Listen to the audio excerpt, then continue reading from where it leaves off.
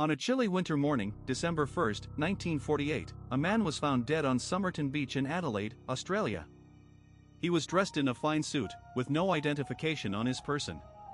The case would become one of Australia's most enduring mysteries, known as the Tamam Shud case or the mystery of the Somerton Man. For 74 years, his identity remained a secret, sparking intense speculation and numerous investigations. This is the story of a man whose life was shrouded in mystery, and whose death still raises more questions than answers. The body of the unidentified man was discovered by a couple, George and Betty Spicer, who were out for a walk on the beach. He was lying on his back, with his hands clasped behind his head. A cursory examination revealed no visible signs of trauma or injury.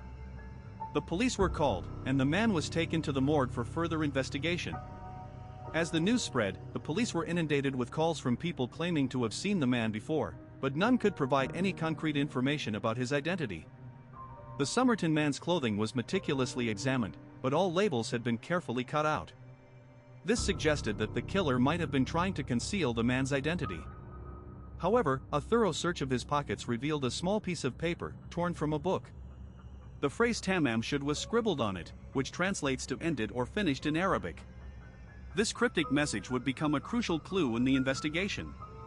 The phrase Tamam Shud was found to be from a copy of the Rubaiyat of Omar Khayyam, a medieval Persian poet's work. A few days later, a car was found parked near the beach, with a copy of the same book inside. On the book's last page, a phone number and a coded message were written.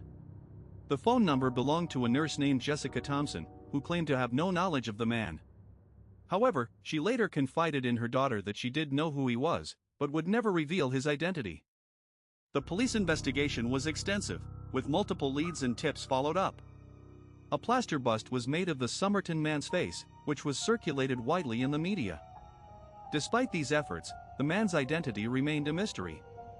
The coded message on the book's last page was never deciphered, leaving behind a tantalizing clue that might have cracked the case. In 2022, a breakthrough in DNA technology led to the identification of the Somerton man. A DNA sample was matched to a relative of Carl Webb, an electrical engineer from Melbourne. The news finally brought closure to a case that had been open for over 7 decades. But while the Somerton man's identity was finally known, the circumstances surrounding his death remained shrouded in mystery. So, why was Carl Webb on Somerton Beach on that fateful day? What led him to this isolated location, and how did he die? The cause of death was never determined, and the official report listed it as unknown. The mystery surrounding Carl Webb's death continues to fascinate and haunt us to this day. The Tamam Shud case, or the mystery of the Somerton man, is